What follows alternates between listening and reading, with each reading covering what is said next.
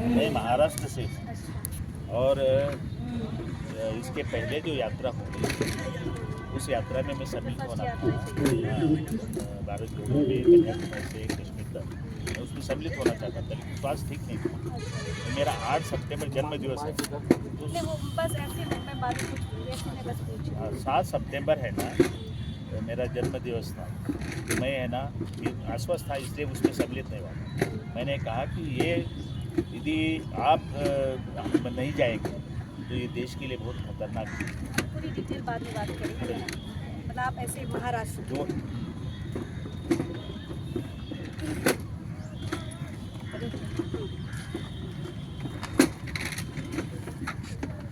भारत जोड़ो न्याय यात्रा का यह दूसरा दौर चल रहा है और यह दौर झारखंड में पहुंचा है। झारखंड की राजधानी रांची के धुर्वा स्थित शहीद मैदान में आज राहुल गांधी की जन सैलाब वाली महासभा हुई है और यहाँ पे लाखों लोग आए थे, लेकिन लाखों की भीड़ में कुछ ऐसे लोग हैं जो थोड़ा सा हटके हैं और राहुल गांधी को लेकर जो उनकी सोच है वो बाकी लोगों से बिल्कुल अलग है।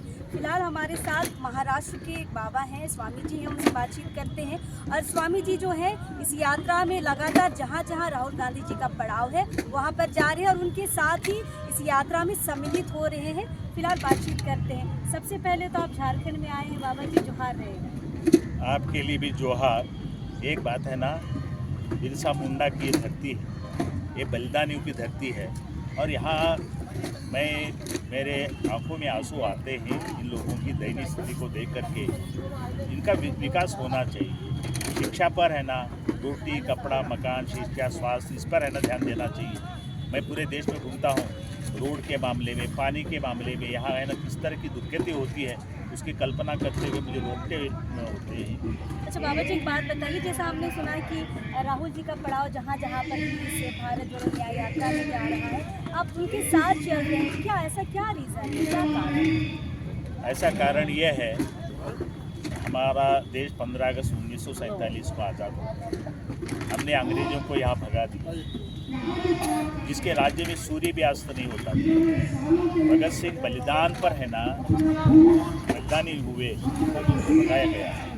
तो यहाँ तो कई लोगों की कुर्बानी और बलिदान की जरूरत है इस देश में। ये इस बार जो अब तक छलित कपट से ही है ना राज करो। दूसरी बार जो किया वो लोगों को 20 सैनिकों को मरवा दिया गया। उतने लोगों को यदि है ना व्यवस्था कर सकते थे वो बच सकते थे। उनकी हाय लगेगी। एक करोड़ों का है ना कर्जा लेकर के इस देश को है ना अडानी अंबानी की गोद में पहुंचा रहे हैं। तो अपने रूप में ये देश का है ना कल्याण होने वाला नहीं है और ये देश गुलाम हो जाएगा। तो हमारी आने वाली पीढ़ी पूछेगी हमारे बाप दादा कैसे नालायक थे कि ऐसे लोगों के हाथ में हमें सोच छोप करके चले गए। इसीलिए मैं इस यात्रा में सकती हूँ। कहाँ अभी तक गए?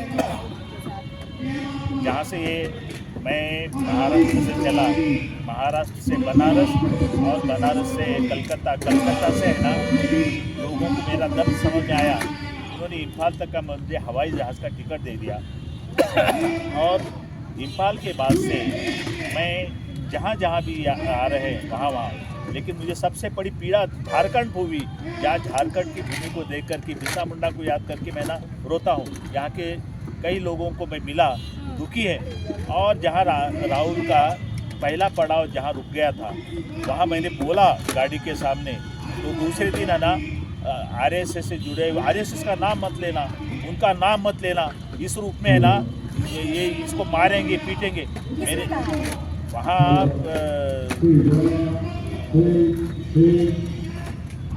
बंगाल के बाद है ना अंदर है ना पहुँच गए थे। पहली यात्रा थी राहुल जी की पाकुड़। अच्छा, पाकुड़ में। पाकुड़ के बाद पाकुड़ से आकर के पाकुड़ में जहाँ रात को यात्रा रुकी थी वहाँ है ना गाड़ी के सामने मेरा स्पीच हुआ था। उसमें है ना एक बोल रहा था आरएसएस का नाम लो, आरएसएस का नाम लो। जैसे मैं आप लोगों की साथ मुलाकात कर रहा हूँ तो हम तो अपने सर को हथेली पर लेके चलते हैं। सरफरोशी की तमन्ना अब हमारे दिन में है, देखना है जोर कितना बाजू एक कारगिल में। हम तो बलिदान के लिए तैयार। ये वस्त्र बलिदान का प्रतीक है और तिरंगे पे सबसे ऊंचा वो खड़ा होता है।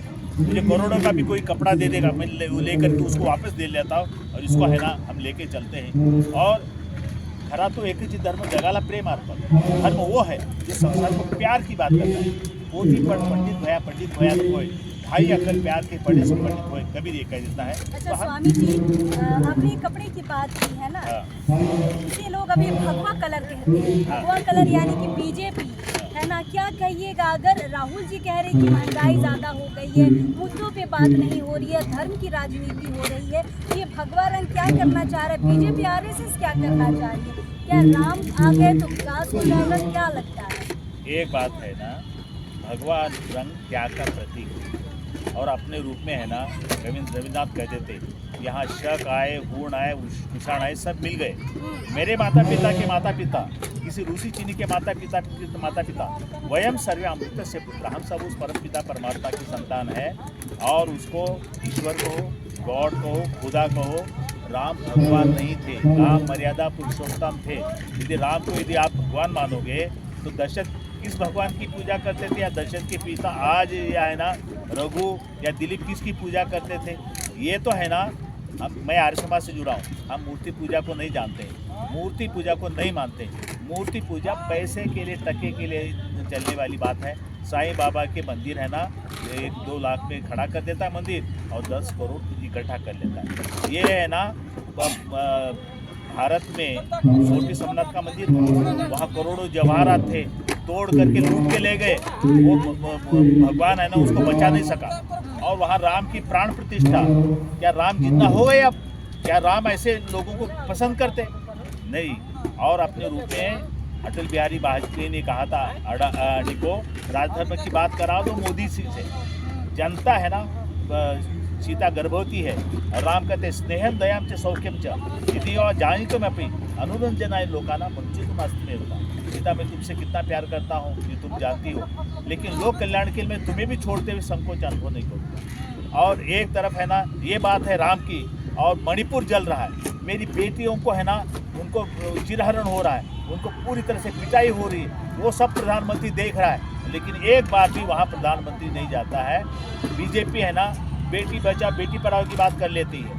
हाथरस में मेरी बेटी का बलात्कार हो जाता है और रात को पुलिस है ना, उनको उसकी बॉडी भी उसके घर वालों को नहीं दे जाती है, रात को 12 बजे जलाया जाता है। तो हमारी हरियाणा है ना, इस बात के लिए प्रसिद्ध है, हमारी जैसी बेटियाँ है ना कुश्ती लड़ती है और देश का नाम रोशन करती है। पीटी उषा को हम याद कर लेते हैं, गोल्डन परी थी। यदि उसके साथ ऐसे लोगों के साथ बलात्कार होता है और प्रधानमंत्री तो है ना, वो उस सांसद को तुरंत निकालना चाहिए था, लेकिन ये नाटकबाजी कर लेते हैं। इनको न बेटियों से प्यार है न लोगों से प्यार है। 2 करोड़ की नौकरी देने की बात करते थे, हमारी बेरोजगारी बढ़ रही है, ये समस्या का निदान होना चाहिए। आए दिन है ना, जैसे माँ लिंचिंग की बात हुई थी, मेरे गुरुजी को माँ लिंचिंग में मराया गया, स्वामी अग्निवेश मेरे गुरु रहे। अच्छा। हाँ, मैं उनका शिष्य हूँ और मेरा है ना, तो डॉक्टर की जहाँ बात करें थे ना, मेरा वही हाल होने वाला था सवेर के समय में। पाकुर के बाद है ना, एक जगह यात्रा रुकी थी, उस जगह पर जहाँ रात को स्टे किया था और वो लोग सब ये निकल गए। मैं वहाँ बस स्टैंड पर है ना, वहाँ से देवघर के लिए जाने के लिए उस चौराहे पर खड़ा था। 1-2 लोग उड़ाए, तो आरएसएस का नाम लेता है, वो हमारे धर्म के खिलाफ बोलता है, तुझे हम यहाँ ख़त्म करेंगे, वो सन्यासी के वेश में आना इसी तरह की बात करता है। तो एक बात है ना, सन्यासी तो जन का सन्यासी होता है। अच्छा स्वामी जी, एक बात बताइए, धर्म की राजनीति कब तक चलेगी? विकास की राजनीति कोई पार्टियां क्यों नहीं करती है? विकास की बात अभी राहुल गांधी ही कर रहे हैं, क्या कहिए? एक बात है ना, विकास की बात होनी चाहिए। ये वहाँ गए अमेरिका में, अगली बार ट्रंप सरकार झूठ बोल के आए, ट्रंप तो आया नहीं, बाइडेन आया। ट्रंप आ जाता तो इस देश का है ना बदतर हाल हो जाता। बाइडेन की वजह से है ना हमारे यहाँ कंट्रोल हुआ। तो इसी तरह है ना, ईवीएम की गड़बड़ की वजह से बांग्लादेश में है ना वो चुनाव जीती, जो भी है ना वर्तमान है ना राष्ट्रपति बनी है, जो वहाँ की शासक रही है, तो ये है ना ईवीएम की गड़बड़ के माध्यम से चुनाव जीत रहे हैं। ईवीएम हटा दे, बैलेट पेपर पर चुनाव हो तो मोदी का बुरा हाल हो जाएगा। आपको मालूम होगा अटल बिहारी के समय में बीजेपी को 2 सीटें आई थी, इनकी बदतर हालत हो जाएगी। वो जितने भी अंग्रेजों ने 300 IAS ऑफिसर को पकड़ कर देश में गड़बड़ कर ली थी, 100 साल तक राज किया। ये आरएसएस अधिकारी वगैरह को साथ लेकर के ईवीएम में गड़बड़ करके अपना चुनाव जीत रहे हैं। 24 में क्या सोचते हैं कौन आएगा, क्योंकि लोगों का कहना है जो राम को लाए हैं 24 में हम उन्हीं को लाएंगे। ये तो राम को तो इन्होंने नहीं लाया है, बाकायदा है ना वो तुम्हारे आडवाणी थे बीजेपी के, रथ के साथ है ना मोदी चल रहा था, और उनको इसी थे वो मध्य प्रदेश के प्रधान ये अपना मुख्यमंत्री थी, बताइए कौन थी? कौन सी मायावती? मध्य प्रदेश की कौन थी और उस समय सीएम? मायावती तो है ना उत्तर प्रदेश की है। हाँ, तो वो है वो लोग थे, आपके मुरली मनोहर जोशी थे, लेकिन जब इनको केस चलाने की बात हमने नहीं तोड़ा इस तरह की बात करे थे, बाला साहब ठाकरे ने कहा था वो आगे आ गए। तो ये तो है ना पलायनवादी, अपने रूप में झूठ बोलना इनकी नीयत है। धर्म से इनका कोई लेना देना नहीं, राम मंदिर से कोई लेना देना नहीं। राम मंदिर का केस चलता रहा, वो जिन लोगों ने केस लड़ा उनको सौंप करके है ना खत्म होते थे मामला। इसको है ना राजस्व हमारा, हम संविधान की शपथ देते हैं, हम सब के लिए लड़ रहे हैं, संविधान के लड़ रहे हैं, तो संविधान की बात करो, धर्म की बात क्यों कर रहे हो? धर्म का काम धर्म को करने दो, तुम्हारा राज का काम राज को करने दो, ये बेवकूफ़ी वाली बात है। अच्छा स्वामी जी, लास्ट सवाल ये होगा, आप झारखंड आए हैं, आपको पता है कि कुछ दिन पहले यहाँ के जो सीएम है उनकी गिरफ्तारी हो गई है। कहीं ना कहीं ये इल्ज़ाम लग रहे थे कि बीजेपी ने जो यहाँ का ईडी है, ईडी बीजेपी के तरफ से बात कर रहा है और उसकी वजह से सीएम की गिरफ्तारी की। क्या सोचते हैं आप इस बारे में? एक बात है ना, इनको चुनाव के समय में ईडी वगैरह क्यों याद आ जाती है? इसके पहले भी था, और वो अपने रूप में है ना वो सुप्रीम कोर्ट के भी लिए भी है ना सुरेन लड़ रहा था। तो इसी समय है ना इस तरह का छल प्रपंच करने का, एक तरफ तुम द्रौपदी मुर्मू को है ना आदिवासियों की प्रतिनिधि राष्ट्रपति बना लेते हो और आदिवासियों की जमीन हथिया लेते हो। मेरे गुरुजी मालूम है आपको, ऐसी जमीन हथिया लेते हो, उसके खिलाफ लड़े थे तो उनके ऊपर मॉब लिंचिंग का काम होता, उनकी पगड़ी है ना इतर दी गई थी। अब बकुल की जहाँ मेरा हाल वही होने वाला था, लेकिन हम है ना ऐसे, मेरे गुरु का नाम अग्निश था, उस अग्नि से कई अग्नि तैयार हो जाएंगी, हम मर जाएंगे, कई अग्नियाँ तैयार हो जाएंगी। क्या लगता है सीएम जी शिकार हुए हैं? हाँ, शिकार हो गए, बिल्कुल शिकार हो गए। सोरेन है ना शिकार हो गए, और सोरेन के ये उसके ऊपर है ना आघात हो गया है। नीतीश का है ना पलटवार भी है ना, बिहार में उनका बुरा हाल हो जाएगा। अपने रूप में यहाँ जो सोरेन के साथ हुआ है, तो झारखंड भी इनके हाथ से है ना गया, समझ लीजिएगा।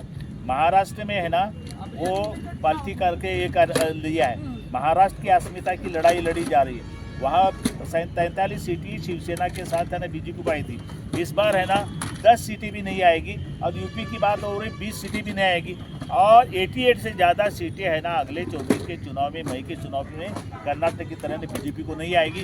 बीजेपी पूरी तरह हार रही है। और जैसे इंदिरा गांधी के समय की बात थी या फिर राजीव गांधी के समय की बात थी, एक है ना आंधी तूफान जैसा है ना, मैं मणिपुर से चल रहा हूँ, लोगों को देख रही, आप भी खुद यहाँ देखा, एक आंधी तूफान है ना, उस आंधी तूफान में है ना ये बीजेपी वाले उड़ जाएंगे। चलिए, स्वामी जी हमारे साथ थे। स्वामी जी ने बहुत अंदर तक की बात कही है कि किस तरह मंदिर के नाम पे यहाँ पे राजनीति हो रही है, किस तरह से हेमंत सोरेन को फंसाया गया है। फिलहाल बहुत सारी चीज़ें हैं जिनका जवाब हम देने की कोशिश कर रहे थे, और सबसे खास बात, इस भीड़ से अलग हमने इसलिए बात की क्योंकि स्वामी जी इस भीड़ से अलग है और यहाँ पे मणिपुर से चल कर आ रहे हैं, और जहाँ जहाँ पर भी राहुल गांधी का पड़ाव हो रहा है वहाँ जा रहे हैं। मैं शुद्ध शाकाहारी हूँ, शाकाहारी खाने में बड़ी तकलीफ है, मैं चाय भी नहीं पीता हूँ, लेकिन ये है हम है ना ऐसे मरेंगे तो देश के लिए मरेंगे। मेरे मामा है ना चाइना की लड़ाई में लड़े थे, तो हम है ना बिहार गुजरात में कोई है ना देश के लिए लड़ने वाला आपको मिलेगा नहीं मिलेगा।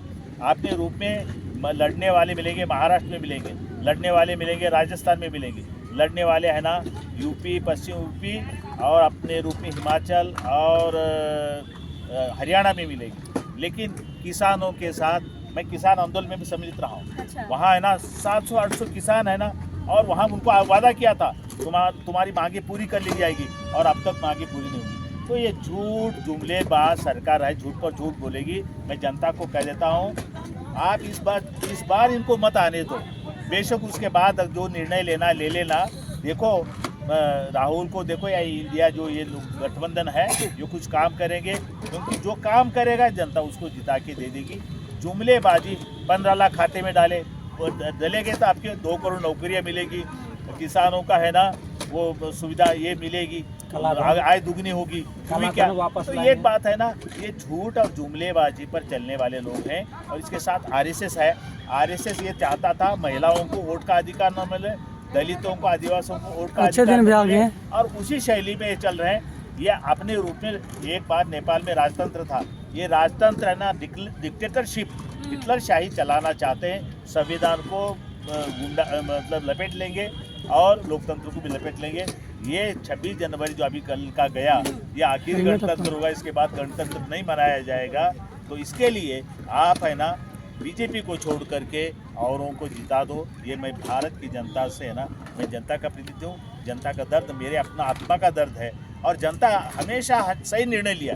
कर्नाटक में जनता ने निर्णय लिया, इनकी हवा निकल गई। तो फिर जहाँ ऐसी बात हो जाती है, फिर वो है ना यूपी में गड़बड़ कर दी थी। पहले दौर में यूपी में हार रहे थे, यूपी में गड़बड़ कर दी। यूपी में, बिहार में आपको मालूम है चुनाव जिताया, हराया दिखाया था यूपी के माध्यम से। ऐसी स्थिति है ना, हार रहे थे। अपना छत्तीसगढ़ में हार रहे थे, मध्य प्रदेश में पूरी तरह से हार रहे थे, मैं घूमता रहा हूँ, और राजस्थान में पूरी तरह से हार रहे थे। लेकिन गड़बड़ी ईवीएम के माध्यम से उन्होंने, मैं चाहता हूँ विपक्ष को ईवीएम पर बहिष्कार करना चाहिए। और जो लड़ाई ईवीएम के लिए लड़ रहे हैं लोग, उसमें है ना सुब्रमण्य स्वामी जैसा व्यक्ति कह देता है ईवीएम में है ना घोटालेबाजी होती है। कोई भी देश ईवीएम में, आपने देखा भी चंडीगढ़ में है ना बैलेट पेपर में भी है ना कैसे गड़बड़ी के लोगों के आके सामने धूल धो करके कैसे चुनाव लड़ा। ये बीजेपी की है ना धूर्त नीति है, और मक्का धोखेबाज ये बीजेपी वालों से जनता को बचना चाहिए। धन्यवाद। चलिए, तो जो जुमलेबाजी की सरकार है, स्वामी जी का कहना है कि उनसे बच के चलना है, और एक मौका इस बार इंडिया गठबंधन को देना है, यानी कि राहुल गांधी को एक बार देना है। फिलहाल राहुल गांधी के साथ लगातार चल रहे हैं, हर पड़ाव पर उनके साथ चल रहे, महाराष्ट्र तक वो जाएंगे बाबा जी। तो फिलहाल बहुत सारे मुद्दों के साथ हमने बाबा जी के साथ बातचीत की है। उम्मीद है कि लोगों को बाबा जी की ये बातें पसंद आएंगी। फिलहाल अभी इस वक्त के लिए जोहार है। आपको झारखंड की जनता को, पूरे देश की जनता को है ना, मैं करबद्ध प्रार्थना करता हूँ कि इस बार है ना बीजेपी को छोड़ करके आप किसी को भी जिताओ, बीजेपी को मत जिताओ। और बीजेपी से आरएसएस इस देश का है ना बुरा हाल होगा। और आप रेल बेच दिया, एयरपोर्ट बेच दिए। एक व्यक्ति है ना, मुझे वो बहादुर शाह जफर कहता था मुझे मरने के बाद है ना 2.5 गज जमीन भी नहीं मिली। इसके पास कितना कुछ आ रहा है। ये प्राइवेटाइजेशन जो कर रहे हैं वो प्राइवेटाइजेशन ये गड़बड़ है। रेलें बंद हो गई है, रेल सबको उपलब्ध होती थी। मैं सीनियर सिटीजन हूँ और मुझे आधा कट करके किराए मतलब होता था। अब मैं पूरे देश में बताऊँ पूरा किराया मिलता है, लेते हैं सब सुविधाएं। इतना पैसा इकट्ठा हो कहाँ जा रहा है। और तो भी है ना जीडीपी का बुरा हाल अपने रूप में है ना, नोटबंदी कर ली, 2000 के नोट है ना। तो जनता को क्यों समझ में नहीं आ रहा है स्वामी जी? जनता को समझ में आ रहा है। ये मीडिया है ना पकड़ करके, मीडिया के माध्यम से। मैं तो है ना ये तुम्हारा टीवी देखता नहीं हूँ, मोदी मीडिया देखता नहीं हूँ। वो जैसे मोदी मीडिया करता हूँ मैं, जो भी है। और वो तो अडानी, वो तुम्हारे है ना रवीश अकेला लड़ रहा है। तो आप जैसे पत्रकारों का हम वंदन करते हैं, सत्य न्याय धर्म के लिए लड़ना, झूठ का साथ नहीं देना। धन्यवाद। चलिए, तो स्वामी जी थे हमारे साथ। फिलहाल देखेंगे इस तरह के कुछ और लोग मिलेंगे तो उनसे बातचीत करेंगे। फिलहाल जो आ रहे हैं। ठीक है बेटा।